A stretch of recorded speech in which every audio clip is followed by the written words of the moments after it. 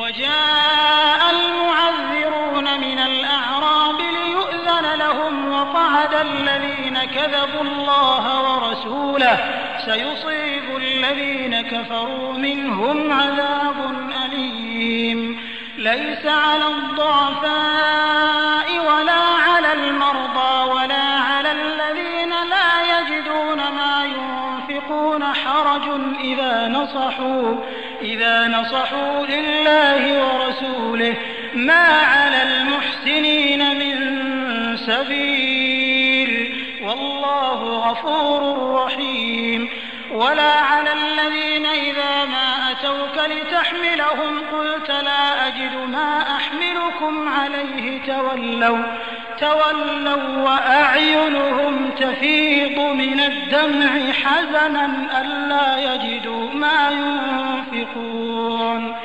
إنما السبيل على الذين يستأذنونك وهم أغنياء رضوا بأن يكونوا مع الخوالف وطبع الله على قلوبهم فهم لا يعلمون. ग्रामीण अरब देखील बहाणे घेऊन पोचलेत की त्यांनाही युद्धावर जाण्यापासून मोकळीक मिळण्याची परवानगी मिळावी. वस्तुतः अशा भयंकर प्रसंगी घरी फक्त तेच लोक बसलेले दिसतील जे अल्लाह आणि त्याच्या पैगंबराचं कथन असत्य समजतात. यांच्यातील जे इन्कार करणारे आहेत त्यांच्यावर दुःखदायक अजाबचं संकट आल्याशिवाय राहणार नाही. एखाद्या वृद्ध माणसावर किंवा आजारी इस्मावर काही गुन्हा नाही की युद्धाच्या भीषण प्रसंगी त्यानं घरी बसून राहावं.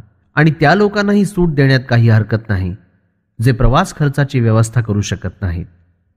वस्तुतः असेच लोक अल्लाह आणि त्याच्या पैगंबराचे हितचिंतक एकनिष्ठ वफादार असतील. अशा सदाचारी लोकांवर कसलीही कारवाई केली जाऊ नये. अल्लाह मोठा माफ करणारा आणि दया करणारा आहे. आणि त्या लोकांवरही काहीच कारवाई केली जाणार नाही की जेव्हा ते युद्धात तुमच्या सोबत जाण्याकरता खऱ्या भावनेनं हजर झाले की त्यांना फक्त वाहन दिलं जावं.